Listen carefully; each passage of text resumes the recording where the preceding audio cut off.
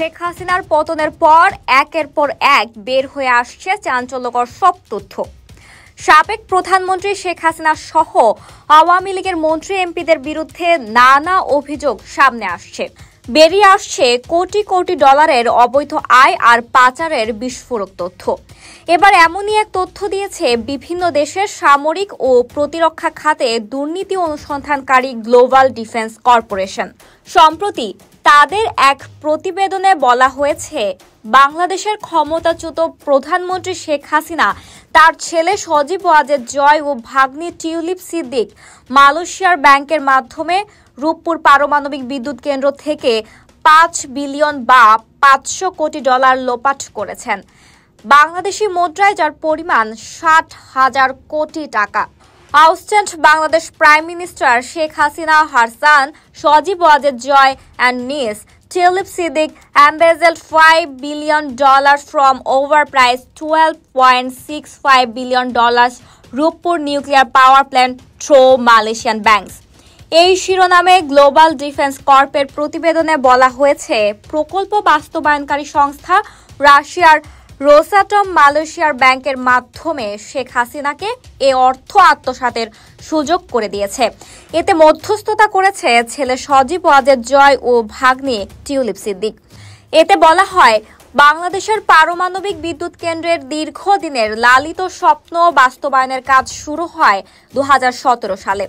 শেখ হাসিনা এ বিদ্যুৎ কেন্দ্রের মূল ভবন নির্মাণের কাজ শুরু করেন। এ বিদ্যুৎ কেন্দ্র অদূর ভবিষ্যতে দেশের বিদ্যুতের 20% পর্যন্ত সরবরাহ করবে বলে আশা করা হচ্ছে। রূপপুর পারমাণবিক বিদ্যুৎ কেন্দ্র 2টি VVIR ইউনিট ব্যবহার করে 2024 সালের মধ্যে 2400 মেগাওয়াট বিদ্যুৎ উৎপাদন করতে পারবে বলে ধারণা করা হচ্ছে। এটি অবশ্যই বাংলাদেশের ক্রমবর্ধমান বিদ্যুতের চাহিদা মেটাতে ব্যাপকভাবে সাহায্য করবে।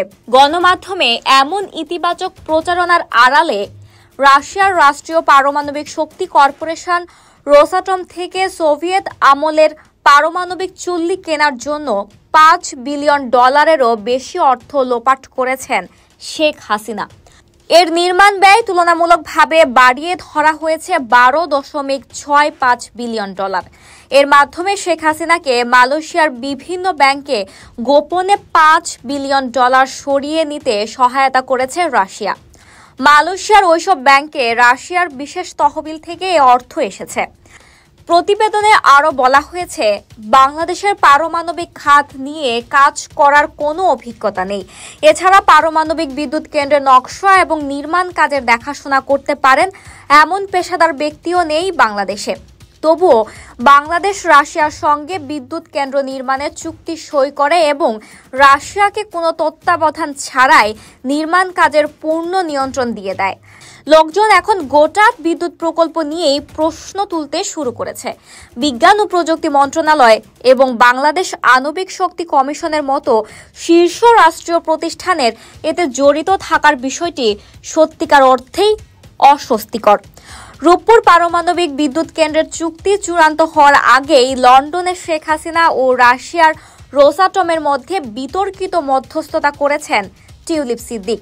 2013 সালে রাশিয়ার প্রেসিডেন্ট ভ্লাদিমির পুতিনের সাথে শেখ হাসিনার সাক্ষাতের সময় সঙ্গী ছিলেন টিউলিপ সিদ্দিক। গ্লোবাল ডিফেন্স কর্পের দাবি, তখন ঢাকা মস্কোর $1 বিলিয়ন অস্ত্র চুক্তির মধ্যস্থতাও করেছিলেন তিনি। এরপর রাশিয়ার সহায়তায় তিনি বাংলাদেশের চলমান পারমাণবিক বিদ্যুৎ কেন্দ্রেও গুরুত্বপূর্ণ ভূমিকা পালন করেন। অবশ্য টিউলিপ এর সেবা বিনামূল্যে দেননি। তিনি এর বিনিময়ে খালার সাবেক প্রধানমন্ত্রী শেখ হাসিনার কাছ থেকেও মাসিক ভিত্তিতে সম্মানী নিয়েছেন। এর পাশাপাশি 2009 সালের জানুয়ারি থেকে টিউলিপের মা শেখ রেহানা এবং শেখ পরিবারের কিছু সদস্য রাশিয়ানদের কাছ থেকে কিকব্যাক হিসেবে 30% অর্থ পেয়েছেন, যে অর্থ তখন গোপনে মালয়েশিয়ার বেশ কয়েকটি অফশোর ব্যাংক অ্যাকাউন্টে রাখা হয়েছিল।